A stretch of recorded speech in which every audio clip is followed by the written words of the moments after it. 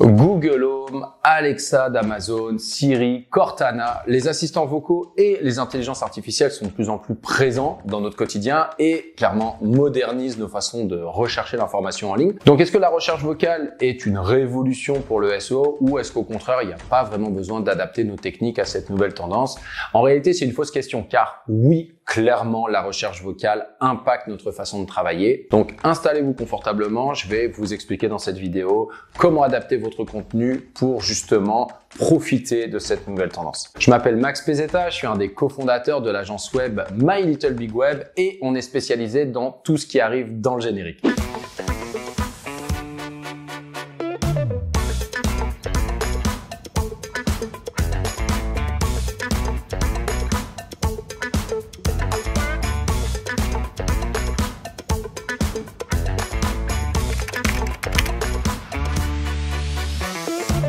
Partie 1. Définition et statistiques. Le SEO vocal se définit comme le référencement naturel adapté aux recherches vocales. Merci d'avoir regardé cette vidéo. À la prochaine. C'était rapide cette fois-ci. Elle était facile à faire cette vidéo. Non, plus sérieusement, pensez à vous abonner, ça fait toujours plaisir. Et merci à ceux qui le font, merci à ceux qui likent, à ceux qui commentent. Je suis toujours hyper content de voir les commentaires, j'essaie de répondre à tout le monde. En tout cas, continuez, je vois le nombre d'abonnés augmenter constamment, je suis hyper content. L'optimisation du contenu se fait en prenant en compte qu'un extrait du texte pourra être lu par un assistant vocal. C'est donc terminé de faire une recherche Google avec un mot-clé ou deux mots-clés. Moi-même, je vous le dis, j'ai commencé à m'intéresser à la recherche vocale déjà il y a très longtemps et je me sentais un petit peu imposteur parce que je faisais des vidéos sur la recherche vocale et je parlais de SEO vocal, mais je faisais pas réellement de mes recherches vocalement. Aujourd'hui, je le fais énormément. D'ailleurs, même si je fais même pas que de la recherche vocale, je pense qu'il doit y avoir au moins un message texte ou email sur deux que je commence en vocal. Parce que ça va beaucoup plus vite, j'ai tout le temps 1 million de choses à dire et j'ai pas envie en fait de mettre 1000 ans parce qu'en réalité, la recherche vocale, il faut savoir que ça vient avec la tendance de la recherche mobile. On aurait tendance à se dire que c'est pas encore ultra démocratisé parce que il n'y a pas encore beaucoup de gens qui ont cette habitude. Mais ceux qui prennent cette habitude, dont moi, ça reste. C'est-à-dire que lorsque j'ai commencé la dictée vocale, je me suis pas arrêté. Les courriels, les textos, les messages sur Messenger, j'envoie tout en dictée vocale. J'ai même téléchargé des applications pour améliorer justement la dictée vocale parce que ce qui venait par défaut avec mon téléphone n'était pas fou. Et je commence même à l'installer maintenant sur mon ordinateur. Donc quand je dicte des emails qui peuvent être assez longs, je balance tout en vocal et après je corrige. Et finalement sur Google, je fais la même chose. Je dois faire à peu près 10 recherches vocales par jour sur peut-être 50 recherches que je fais sur Google. Donc quand même, c'est 20%. Donc cette tendance, elle progresse de plus en plus. Il y a de plus en plus de gens qui dictent vocalement. Du côté de Google, comme tout autre moteur de recherche, il traite encore la recherche vocale comme n'importe quelle requête que vous pourriez faire par écrit. Il n'y a pas grand-chose qui a énormément changé du côté des algorithmes. Mais le fait est que si vous voulez positionner votre site internet, que Google vous aide à positionner vos pages, c'est à vous de vous adapter en premier lieu parce que si votre texte est déjà optimisé pour la recherche vocale, c'est évident que Google, consciemment ou pas, va vous propulser. Donc, posez-vous toujours la question quand vous faites votre article, qu'est-ce qui pourrait être optimisable pour la recherche vocale? Et je dis bien qu'est-ce qui pourrait être dans votre article parce que la recherche vocale, encore une fois, c'est pas 100% des utilisateurs. Donc, non, je ne conseille pas d'optimiser tout le site ou tout l'article pour la recherche vocale. Par contre, le fait d'adapter certaines parties de votre contenu pour la recherche vocale, notamment le début, essayez juste de le garder en tête. On peut faire les deux. C'est pas parce que vous optimisez votre article pour la recherche vocale ou votre page qu'elle n'est pas optimisée pour le texte. Encore une fois, c'est du bonus. La tendance s'en vient. Le but là, c'est d'être précurseur pour commencer déjà à profiter de cette tendance et pas juste vous rendre compte que c'est de plus en plus présent. Vous allez peut-être mettre 1 an, 2 ans, 3 ans, 4 ans à vous en rendre compte. Vous venez de perdre 1, 2, 3, 4, 5 ans de trafic potentiel le temps que tout le monde arrive et se mette à l'optimiser. Et vous avez aussi loupé un avantage concurrentiel parce que clairement, si vous vous mettez à le faire en amont, vous le maîtrisez déjà depuis longtemps. Quand tous les concurrents vont arriver comme des bourrins pour pouvoir optimiser leur site, déjà, il faut savoir que ça prend du temps. On n'optimise pas tout un site web du jour au lendemain. Donc, ça peut prendre plusieurs mois. Si vous le faites au fur et à mesure, il n'y a rien à faire. Avant qu'il vous dépasse, alors que ça fait 2, 3, 4 ans que vous êtes sur le dossier, il faut quand même se lever tôt. Vous voyez, par exemple, sur le blog de My Little Big Web, on avait plus de 300 ou 400 articles. Si on doit passer à travers tous ces articles-là pour mettre l'optimisation qui est la bonne pratique, mais ça va nous prendre sérieusement 2 ans, ou peut-être au moins 1 an et demi, parce que clairement la personne elle va pas faire ça à temps plein, 365 jours par an, donc ça peut aller, ça peut être très très long. On a donc des mots clés qu'on appelle de long train, c'est-à-dire des phrases carrément. Donc faut savoir que quel est le meilleur vétérinaire à Montréal, c'est un mot clé. De la même façon que vétérinaire Montréal, ça ce sont 2 requêtes, ce sont 2 mots clés. Plus on va avoir une requête large, moins on va avoir de trafic forcément. Vétérinaire Montréal, cette requête est beaucoup plus tapée sur Google que quel est le meilleur vétérinaire à Montréal ou dans tel quartier. Par contre, les mots-clés de long train, déjà mis bout à bout, génèrent beaucoup de trafic, mais surtout, il est beaucoup plus qualifié parce que celui qui tape vétérinaire Montréal, mais qui en fait dans Montréal, il est par exemple sur le plateau. Vétérinaire Montréal, il y en a pas que sur le plateau, il y en a dans Hochelaga-Maisonneuve, Ville-Marie, Rosemont, etc. Donc c'est pas du tout précis. Google a la possibilité de savoir si l'activation de la géolocalisation a été mise, où est-ce qu'il est à peu près le mec, mais ou s'il fait carrément la recherche sur Google Maps, encore mieux. Mais les gens font pas nécessairement ça par réflexe. Donc ils vont juste écrire ça, ils vont voir que ouais, non, ok, même le plus proche, il est à 15 km. Lorsqu'ils font une recherche de long train, elle est beaucoup plus précise et pour les résultats qui sortent, s'ils sont pertinents, le trafic est beaucoup plus qualifié. Donc en réalité, se positionner sur les mots-clés de long train, c'est méga payant. Oui, il y a peut-être moins de trafic, mais il est beaucoup plus qualifié. En référencement naturel, nous, on ne cherche pas à ranker sur tel mot-clé. On cherche à attirer du trafic qualifié et notamment pour avoir des ventes, des leads, et on se sert du référencement naturel de Google pour ça. Le but ultime n'est pas de ranker en premier sur Google. Moi, je m'en contrefiche que je perde tel ou tel positionnement sur tel mot-clé si ce mot-clé m'apporte pas un trafic full qualifié. Donc, on garde encore une fois bien ça en tête. L'objectif n'est pas de ranker sur le meilleur mot-clé avocat Montréal. Yeah, je suis premier, cool. Ça t'a ramené quoi? Je sais pas. Donc ça sert à rien.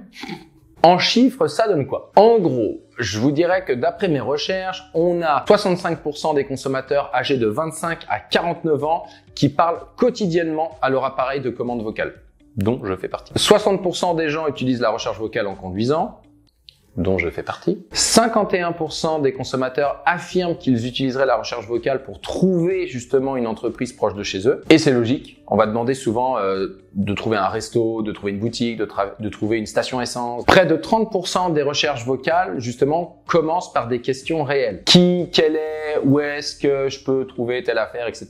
40,7% des résultats de recherche vocale se situent au niveau, on va dire, de la position 0. Vous savez, les petits extraits en fait que Google vient piquer sur les sites internet pour vous donner directement la réponse. Comme quel est l'âge de la reine d'Angleterre, vous n'avez pas besoin d'aller sur un site internet que Google vous propose pour avoir la réponse. Petit vol de contenu parfaitement légal que Google donne et qui fait qu'il n'envoie aucun trafic à ce site-là.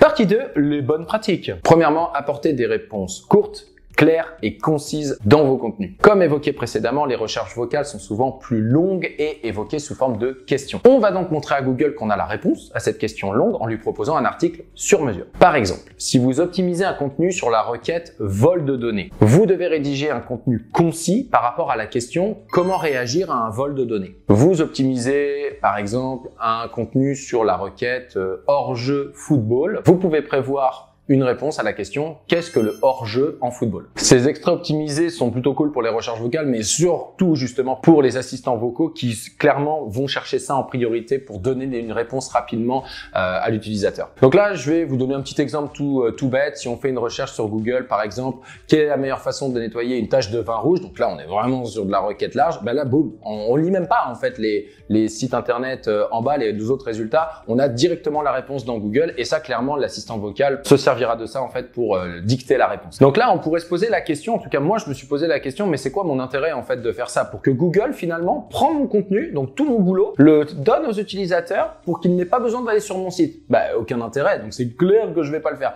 En réalité non, parce que malheureusement Google va donner justement un extrait de votre article et si l'extrait est de qualité, oui ça va influencer l'utilisateur à lire la suite parce qu'il est déjà en train de lire votre contenu. Donc évidemment qu'il va être tenté de cliquer sur votre lien plutôt que de voir s'il n'y a pas d'autres réponses, parce qu'il n'y a pas d'autres réponses. Là, dans l'exemple que je vous donne, le blogueur a écrit 5 astuces pour enlever la tache de vin rouge. On voit que là, le gars, il commence à donner les astuces, mais c'est pas complet. Enfin, c'est clair que son article, il doit faire 500 ou 1000 mots. Et donc là, on dit, OK, je vois à peu près l'idée, ça a l'air intéressant, boum, je clique dessus. Et donc là, clairement, il est allé chercher le trafic de la requête. Puis là, on n'est pas sur un gars qui va chercher 60% des requêtes. Je pense qu'il va chercher 80-90% de la requête si l'extrait il est de qualité. Donc deuxième astuce, créer des pages qui répondent aux questions fréquentes. Si on suit justement la logique des recherches vocales, on commence toujours sa question par quoi, qui, quand, pourquoi, comment. Donc on optimise, on pense son contenu dans ce sens-là. Pour répondre à ces questions, vous pouvez créer une page FAQ, par exemple, et commencer chaque question par justement ces adverbes. Répondez-y ensuite sous forme de conversation, justement pour activer la recherche vocale. La création, justement, d'une foire aux questions permet une meilleure compréhension de votre contenu ou de vos services par les utilisateurs, mais aussi par les algorithmes des moteurs de recherche. Donc c'est idéal pour les entreprises de services comme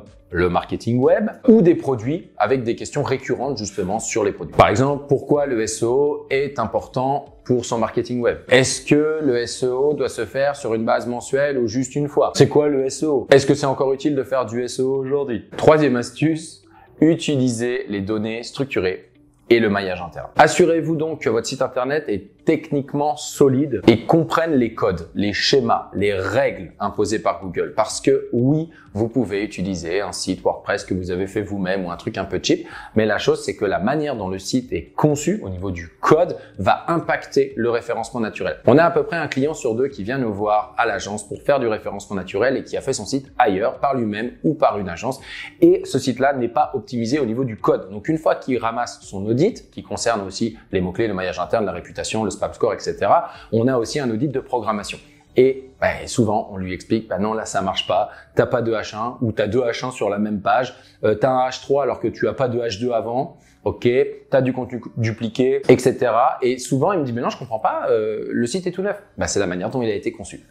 Donc, encore une fois, faire bien attention à ça. Une agence qui crée un site internet n'a pas obligation de vous créer un site internet qui répond aux standards de Google, surtout si elle n'est pas spécialisée en référencement naturel. Donc vraiment, posez la question, renseignez-vous bien avant, parce que optimiser un site au niveau du code, c'est beaucoup plus compliqué une fois que le site est sorti que de bâtir un site correctement optimisé. On va pas utiliser les mêmes modules. Est-ce qu'on va utiliser un constructeur de pages? Oui, non. Que sur les pages, dynamiques, et donc sur les pages statiques, non. Tout ça, ça a un impact sur l'expérience utilisateur, puisque le temps de chargement est donc le SEO. Bon, je vais pas rentrer encore plus dans le détail dans cette vidéo, sinon elle va durer vraiment 1000 ans. Mais en gros, ce qu'il faut retenir, utiliser les données structurées pour optimiser la recherche vocale, les données structurées FAQ, les données structurées how to, comment faire ci, comment faire ça, les données structurées événements, les salons, les événements organisés, les concerts, etc. Les données structurées speakable, donc en fait qui permettent d'indiquer à Google les passages de votre contenu qui sont les plus faciles à dire pour l'assistant vocal. Vous trouverez en description une annexe justement sur le vocabulaire structuré pris en compte par Google. Dans le même registre, trucs techniques pour optimiser son site web, un bon maillage interne est également essentiel pour que la page soit bien optimisée. Le maillage interne, en gros, c'est quoi? C'est l'ensemble des liens que vous allez faire à l'intérieur de votre site web qui vont justement montrer les liens, la pertinence de certaines pages. Par exemple, si je fais un article sur le référencement naturel, donc il y a plein de thématiques, 5 étapes pour booster son référencement naturel, eh bien, je vais faire forcément un lien vers ma page référencement naturel, mais je vais aussi potentiellement faire des liens vers d'autres articles que j'ai rédigés concernant le référencement naturel.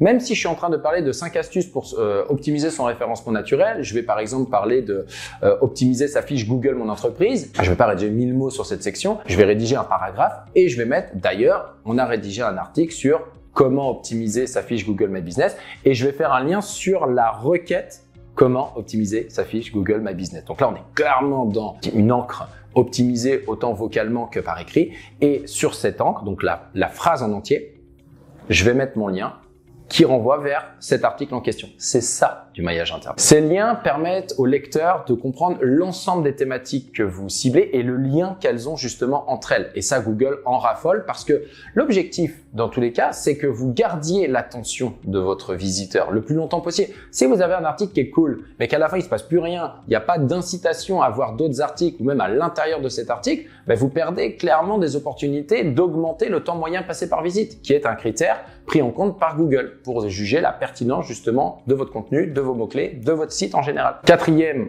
astuce, pensez mobile et pensez local. Si votre site n'est pas adapté pour les téléphones mobiles, qui est une norme depuis 2014, on s'y met. Donc, il faut vraiment que vous travaillez le responsive design. Donc, quand je regarde un site internet, il doit être parfaitement optimisé pour les téléphones. C'est 70% du trafic, même plus, je crois. Sachez qu'on rend pas un site responsive. Il l'est ou il l'est pas. Donc, ça veut dire que si vous avez votre site actuel et qu'il n'est pas responsive, il faut le refaire. C'est pas on installe un module puis ça le rend responsive. Ou en tout cas, si ça existe, le résultat il va pas être fou. Au niveau de mobile first, en fait, Google est devenu un moteur de recherche mobile. Donc, optimiser votre site pour les mobiles ne permet pas uniquement d'améliorer votre référencement naturel sur mobile, mais votre référencement naturel global. Donc, si certains se disent « Ouais, mais moi, mes visiteurs, je pense qu'ils viennent plus d'un ordinateur. » Ok, mais alors déjà, peut-être qu'ils viennent plus d'un ordinateur parce que justement, il n'est pas optimisé pour les mobiles, ton site. Mais dans tous les cas, ça change rien.